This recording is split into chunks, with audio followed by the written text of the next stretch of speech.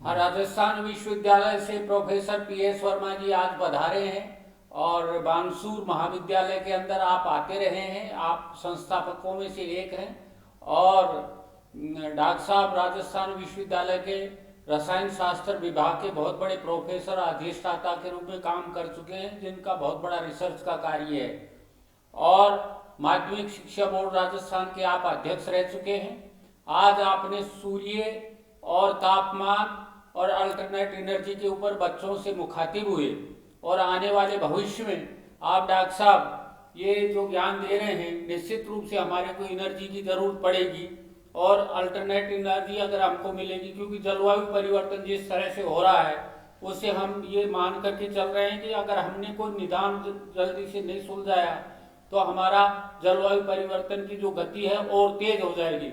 तो आप क्या मानते हैं अल्टरनेट एनर्जी के अंदर जो बच्चों से मुखातिब भी हुए हैं और आप अन्य लोगों को भी इस दिशा में मार्गदर्शन करेंगे, तो मैं आपसे अनुरोध करूंगा कि आप हमारे बच्चों को ये ऑनलाइन बताने का कष्ट करें कि आने वाला समय अल्टरनेट एनर्जी में किस तरह से भारत और राजस्थान अग्रणीय हो सकता है। धन्यवाद।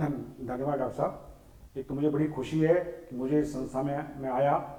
मेरे जो व्यक्तिगत जो मेरा प्रेक्षण है उसके हिसाब से एक रिमोट एरिया में होते हुए भी ये संस्था बहुत अच्छा कार्य कर रही है और मुझे यहाँ आकर बड़ी खुशी होती है, बच्चों से मिलकर बड़ी खुशी होती है। आज जो मैंने जिस अपने जो सब्जेक्ट चुना उसमें ऊर्जा के जो नए आयाम हैं उन पर चर्चा की।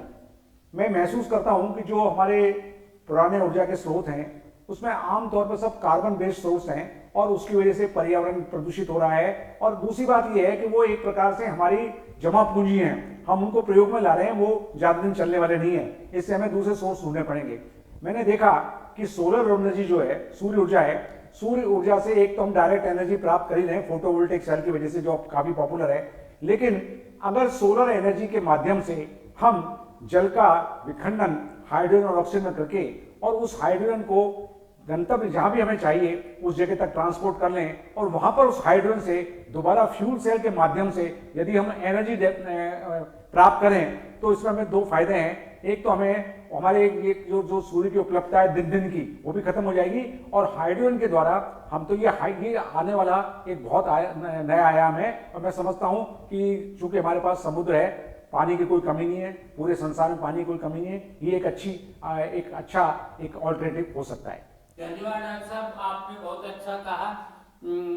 हम ये चाहते हैं कि बानसूर क्षेत्र में और ग्रामीण क्षेत्र में राजस्थान में स्टार्टअप लेकर के कॉलेज केवल पढ़ाने के साथ काम ही नहीं करेगी, बल्कि स्टार्टअप का काम भी डॉक्टर साहब हम करने जा रहे हैं कि एग्रीकल्चर में किस तरह से इनोवेशंस हो, एनर्जी में किस तरह से इनोवेशंस हो।